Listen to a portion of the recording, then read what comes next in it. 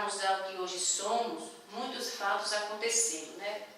Tornamos-nos uma grande nação, com uma pluralidade de cultura imensa e com uma grande mistura de povos. Por isso, vamos estudar aqui os primeiros anos de domínio português. Tá? Esse período vai de 1500 até 1534 e pode ser chamado de período pré-colonial. Né? Porque até antecede, certo? O colonial. Então, os portugueses envolvidos com o comércio asiático não tinham gente suficiente para iniciar um domínio efetivo do Brasil. Todos os contatos eram feitos nas costas, negociando com os índios a extração de pau-brasil. Já ouviram falar sobre pau-brasil? Não é? Várias expedições mapeavam as costas brasileiras e, eventualmente, eram estabelecidas feitorias fortes que guardavam o território português de invasões francesas. Certo? Aí, nessa época foi muito importante a expedição comandada por Martim Afonso de Souza, que em 1532 fundou a primeira vila brasileira, Vila São Vicente, primeira vila brasileira fundada, São Vicente, e logo depois fundou a vila de Santo André, ambas no atual estado de São Paulo.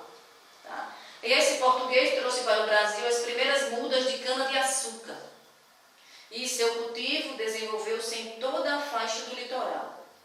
Aí, durante muitos anos, houve uma grande disputa com os franceses, mas, após várias lutas, os portugueses conseguiram expulsá-los. Aí vamos primeiro o primeiro período, o período colonial, né? Que se trata do primeiro período, o período colonial. Esse longo período é caracterizado pelas lutas entre brancos e índios e pelo processo de escravização dos africanos que foram trazidos para a lavoura da cana-de-açúcar. A valorização da produção açucareira aumentava a procura por escravos, pois por volta do século XVI o açúcar era considerado artigo de luxo na Europa e vendido por grama nas farmácias. A cultura da cana-de-açúcar foi responsável pelo povoamento do litoral brasileiro e pela fixação dos colonos na terra.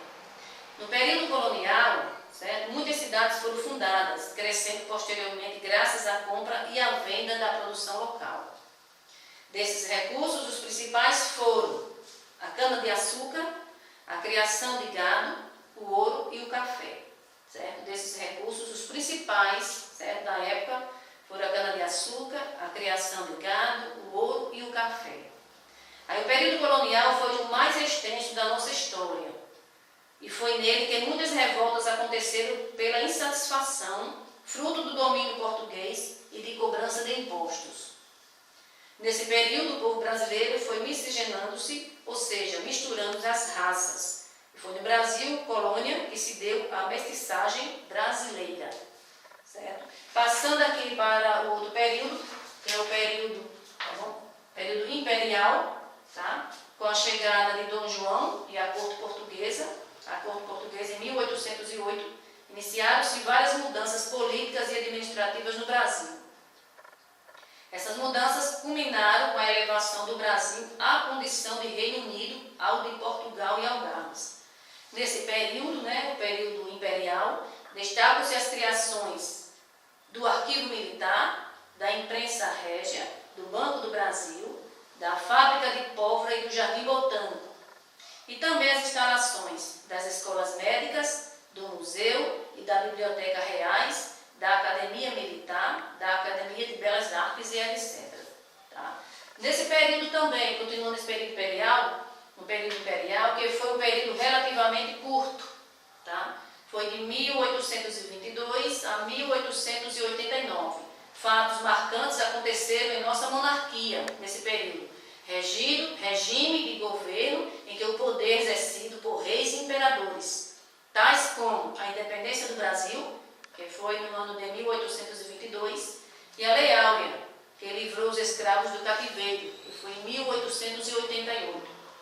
Após a independência do Brasil, foram criadas as províncias, ou seja, divisões de terra que eram colocadas sob a autoridade de um delegado do poder central. O monarca exercia o poder central com o título de imperador constitucional e defensor perpétuo do Brasil. Vamos para o terceiro período, que foi o período republicano. Período republicano, esse período teve início em 1889, certo? Quando as Forças Armadas, comandadas pelo Marechal Deodoro da Fonseca, derrubaram a monarquia. O imperador do Brasil, Dom Pedro II, certo? E toda a família real foram obrigados a deixar o Brasil. Tá? Termino por aqui essa aula. Peço também que vocês façam uma revisão, leiam novamente, tá? Com bastante atenção, para poder responder as atividades também com atenção e acertar. Tá bom? Tchau e até a próxima aula.